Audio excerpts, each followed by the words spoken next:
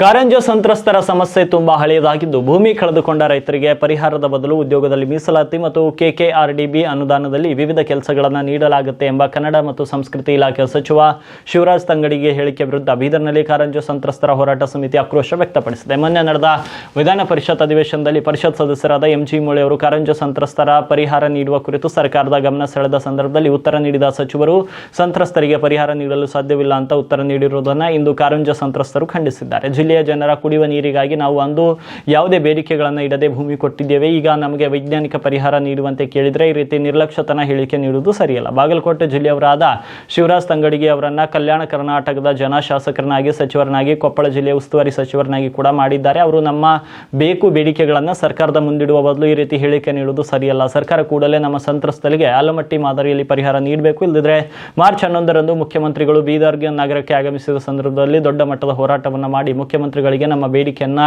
ಈಡೇರಿಸುವಂತೆ ಒತ್ತಾಯಿಸಲಾಗುವುದು ಅಂತ ಸಂತ್ರಸ್ತರು ಎಚ್ಚರಿಕೆಯನ್ನು ನೀಡಿದರು. ಕಲ್ಯಾಣ ಕರ್ನಾಟಕ ಬಗ್ಗೆ ವ್ಯವಸ್ಥಿತವಾಗಿ ಎಲ್ಲಕ್ಕಿಂತ ಮೊದಲು ನಮ್ಮ ಮೊದಲನೇ ದುಶ್ಮನರು ಯಾರ ಮೊದಲನೇ ವಿರೋಧಿಗಳು ಯಾರಂದ್ರೆ ಬಾಂಬೆ ಕರ್ನಾಟಕದವರು. ಯಾಕೆ ಹೇಳ್ತೀನಿ ಅಂದರೆ ಕಲ್ಯಾಣ ಕರ್ನಾಟಕ ಏನೇ ಮಂಜೂರಾಗ್ತಾವೆ, IIT ಆಗಲಿ, ಏಮ್ಸ್ ಆಗಲಿ, ಇಲ್ಲೇನಪ್ಪ ಅಂದ್ರೆ IIT ಆಗಲಿ, ಪ್ರತಿಯೊಂದು ಏನೇ ಆಗಲಿ ಎಲ್ಲ ಏನಪ್ಪ ಅಂದ್ರೆ ಬಾಂಬೆ ಕರ್ನಾಟಕ, ಹುಬ್ಬಳ್ಳಿ, ಬೆಳಗಾವಿ ಕಡೆ ಸ್ಥಳಾಂತರ ಮಾಡ್ಕೋತಾರೆ. ಮತ್ತು ಉತ್ತರ ಕರ್ನಾಟಕ ಪ್ರತ್ಯೇಕ ರಾಜ್ಯ ಆಗಬೇಕಂತ ಅವರೇ ಕೇಳ್ತಾರೆ. ಅದಕ್ಕೆ ಇಂಥ ಕುತಂತ್ರಿ ಜನ ಏನಾರಲ್ಲ ಬಾಂಬೆ ಕರ್ನಾಟಕದ್ದು ಇಲ್ಕಲ್ದವರು ಅವರು ಬಂದೇನಪ್ಪ ಅಂದ್ರೆ 2,000, 3,000, 4,000 ರೂಪಾಯಿಗೆ ಒಂದು ಓಟ್ ತೊಗೊಂಡು ನಮ್ಮ ಜನರಿಗೆ ಮಳ್ಳು ಮಾಡಿ ಏನಪ್ಪ ಅಂದ್ರೆ ಓಟ್ ಖರೀದಿ ಮಾಡಿ ಗೆದ್ದು ಬರ್ತಾರೆ. ಈ ವ್ಯವಸ್ಥೆ ಹಂಗದ ನಿಮ್ಗೆ ಗೊತ್ತೇ ಅದ. ಅದಕ್ಕೆ ಈ ವ್ಯವಸ್ಥೆಯಲ್ಲಿ ಬಾಬಾ ಸಾಹೇಬ್ ಅಂಬೇಡ್ಕರ್ ಹೇಳ್ದಂಗೆ ನಮ್ಗೆ ಸಾಮಾಜಿಕ ಪ್ರಜ್ಞೆ ಬರಬೇಕು, ಓಟಿನ ಪ್ರಜ್ಞೆ ಬರಬೇಕು, ಓಟಿನ ಮಹತ್ವ ಗೊತ್ತಾಗಬೇಕು. ಅಂದಾಗ ಮಾತ್ರ ಇಂಥ ತಂಗಡಿಗೆ ಅಂಥವ್ರಿಗೆ ನಾವು ಆರಿಸ್ತಾರಲ್ಲ ಅವ್ರ ಮಂತ್ರಿನೂ ಆಗಲ್ಲ.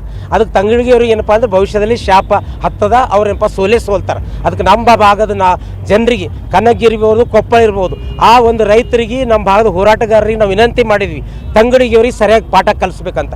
ಶಿವರಾಜ್ ತಂಗಡಿಯವರು ನಮ್ಮ ಭಾಗದ ಉಸ್ತುವಾರಿ ಸಚಿವರ ಕೊಪ್ಪಳದು, ಅವ್ರಿಗೆ ಸ್ವಲ್ಪ ಆದರೂ ನಾಚಿಕೆ ಶರಮ್ ಇದ್ರೆ ಇದ್ರ ಬಗ್ಗೆ ಏನಪ್ಪ ಅಂತ ತಿಳ್ಕೊಂಡ್ರು ಕ್ಷಮೆ ಕೇಳಬೇಕು. ಅವರು ಇಲ್ಲ ಅಂದ್ರೆ ನೈತಿಕ ಹೊಣೆ ಹೊತ್ತಿ ಕೊಪ್ಪಳ ಜಿಲ್ಲಾ ಉಸ್ತುವಾರಿ ಸಚಿವ ಸ್ಥಾನದಿಂದ ರಾಜೀನಾಮೆ ಕೊಡಬೇಕು.